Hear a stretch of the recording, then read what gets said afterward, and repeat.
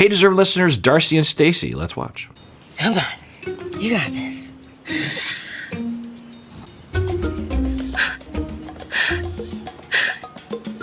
Wow, impressive. Yeah, I'm impressed. I didn't know Florian was gonna have Georgie come to Miami and hash things out with Darcy and everyone until after he already texted Darcy. I had no clue. So by the time I found out, it was already too late. There was nothing I could do. But to be honest, who knows? Maybe it's a good thing that Darcy and Georgie could bury the hatchet. Not just because of the wedding, but for themselves. Yeah, this whole topic and storyline, I just don't understand all the moves that people are making. Is it manufactured? Are there shenanigans by the producers? Are there shenanigans by the people involved? Because I don't know. But it's weird because on one hand, it's fine that Florian has a friend, Georgie, and wants to involve Georgie in his wedding. That's fine. And it's fine that Darcy is like, I'd rather not see my ex. And it's confusing as to why Darcy is so triggered by Georgie because in the edit, at least I didn't see anything, or there was very rarely a moment where Georgie was being a jerk to her. Now, I think there are some alleged behaviors behind the scenes, so hard to know. But I think that's all rumor. I don't know. If that's true, then it makes sense. But it's also not unusual for Darcy just to be like, I just would rather not see my ex. It's just uncomfortable for whatever reason. It's also kind of odd that for Stacy, she doesn't say to Darcy what the position that she's in. She's like, look, I completely agree with you. It's really weird that Georgie is coming. I mean, Stacy hated Georgie more than anyone else. I mean, Stacy was completely against Georgie from my memory. It seems like everyone was against Georgie for boggling reasons. But so Stacy should understand. It's like, yeah, I don't want him there personally, and certainly I don't want you to have to deal with him.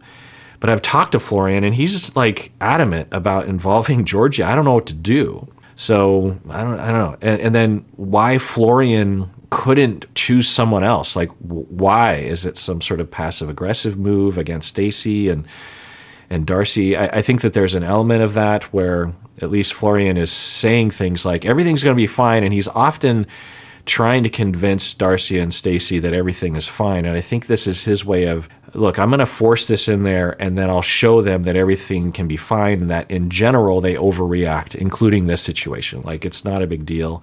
I don't know. It also could be Florian just trying to create a storyline for the show. And then Georgie also showing up. Like, why? If I were Georgie, I'd just be like, look, I'm honored, but I don't want to bother Darcy. Also, you can imagine Georgie being like, I don't want to reopen those old wounds. I have a lot of wounds from what I went through with not only Darcy, but Stacy and everyone else. So I'll be a friend of yours for sure, but I can't be there for that. If you want me to do anything as a best man in another way, like a bachelor party or some separate thing, then I'll do that. But personally, I don't want to aggravate myself. I certainly don't want to aggravate Darcy. She doesn't want me to be there. I'm really sorry. It's just so many elements to this where I'm like, is no one going to try to address this in a rational way?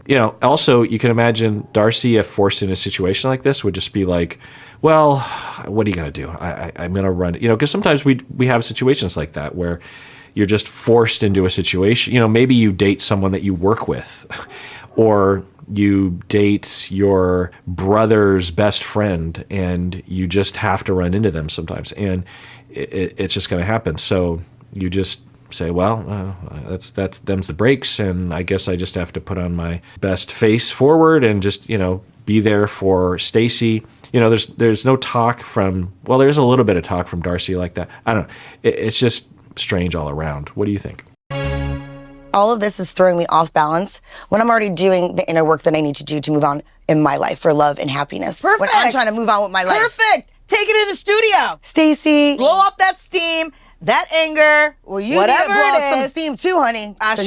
Yeah, I don't understand what Stacy. Why can't Stacy just be like, yeah, I hear you, and I didn't know about it until Florian already presented to me, and believe me, I pushed back and I said, why are you inviting him? But Florian put his foot down, so maybe talk to him. This is classic triangulation where Stacy's caught in the middle of something, and she's almost triangulating herself in this situation, because all she has to do is say, like, look, I pushed back on Florian and I don't know what else to do. So if you want to talk to Florian, go for it, but I feel like I've done everything I can to Florian, and he just is adamant about it. So I'm sort of powerless. I don't know what to do. Maybe you can convince him about something.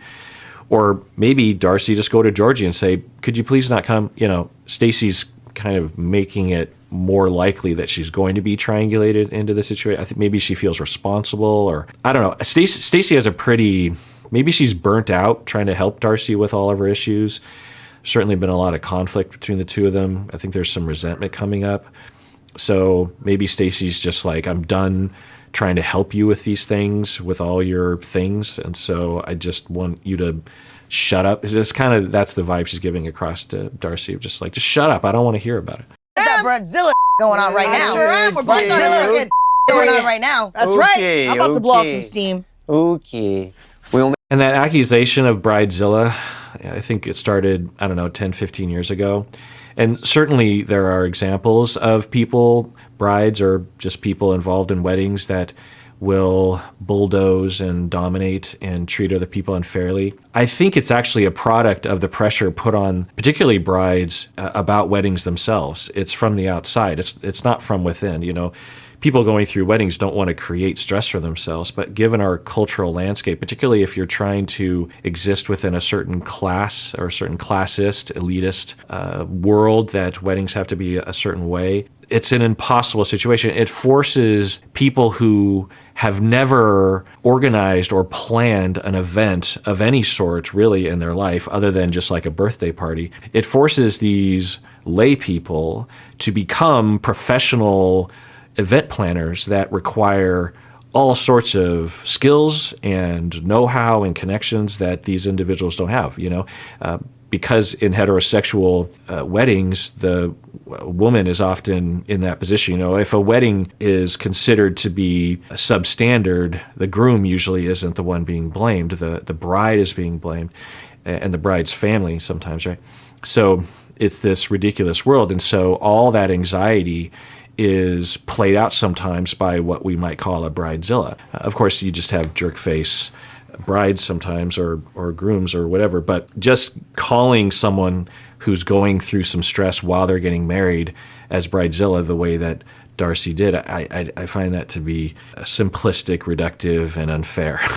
It's like, you're allowed to have stress, you're allowed to express yourself. Again, I don't think Stacy is approaching it in a healthy way, and certainly it's awkward that they're doing it in front of this music producer, and he's just like, plus the thing they should be, producers and studio time is expensive.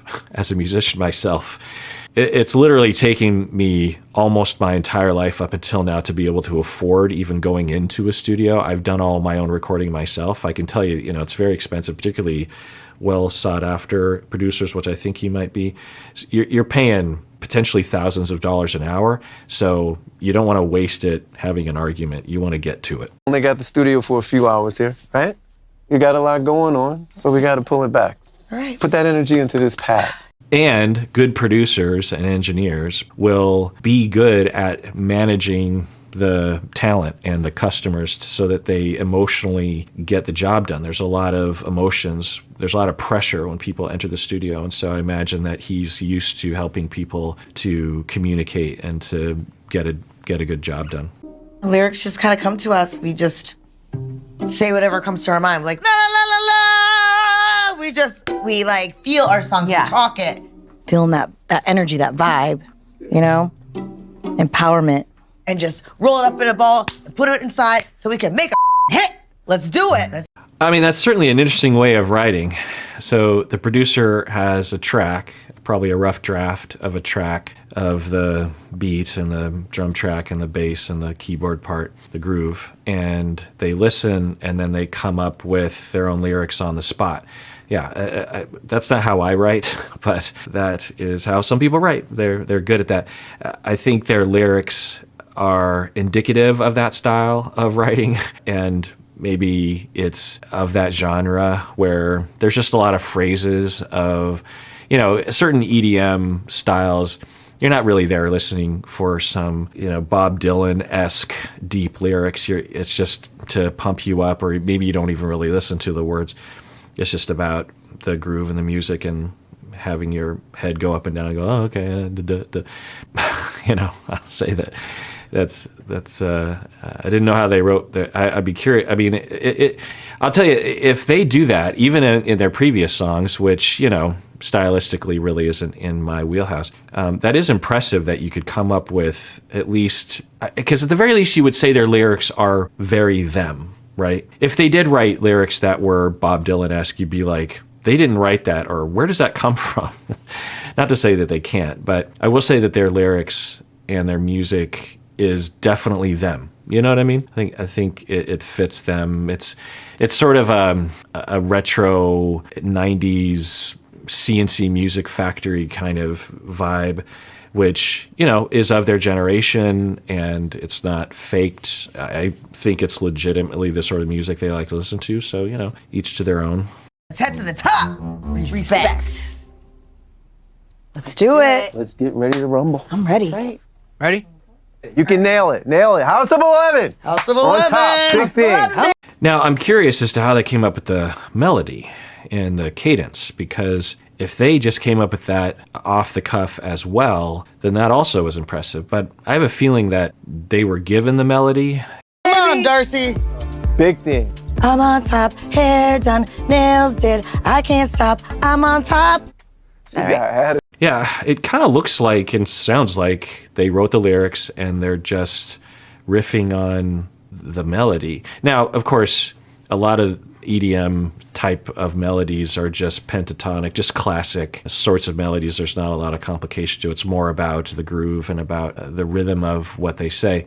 I'm guessing there's a ton of autotune on what they do, which is par for the course. And because the way she was singing it, I don't think they claim that they're like professional, perfect singers, but yeah, there's got to be a ton of autotune. 1, 2, 3. I'm on top, hair. Another one. Okay. On top. I'm on top, hair's done, nails did. I can't stop. But she said hair's done. Hair done. Oh, she did say hair done that She time? said hairs. Hair done. Oh. I said hairs. Even, your professionals, your pop stars that are big, this is how they record. They don't always show this process, but particularly today's pop music, every word might be from a different take sometimes. The myth is somehow they just, and some do, but it's rare, where they'll just record the whole song from beginning to end and publish it that way. The way that it's typically done now is everything is very meticulously dialed in exactly. And, it does provide a certain style, but you lose the soul, you lose the magic, you lose the humanity. In my book, of course, art is art. But anyway, so, there's nothing unusual that I'm seeing here. When I'm recording, even if I'm just by myself, I'll do several vocal takes because, I don't know, I just need that. To be, but that's what technology is today. Hello, everyone. I'm on top, heads on, nails did. I'm on top, bag check. Come on. Respect what I got. No. Come on. No. I'm on top, heads on, nails did. I can't stop, bag Stop. check. Respect. That's it. I can't. So I think they're condensing this quite a bit. I think they've been at it for a long time. And the producer is getting frustrated, so I'm guessing that they've been at it for a while. And yeah, but hopefully, so I don't know, maybe the producer is donating his time and he only has a certain amount of time, because you would hope that a producer would say like, hey, even in their head, they might be frustrated, but you don't want to put negativity out there, especially for people who aren't, I don't know. But regardless of what the artist is, you just want to create a space of acceptance, and you have to coddle your talent more than what he's doing. Okay, well, let's adjourn there. Everyone, please take care of yourself because you deserve it. You really, really do.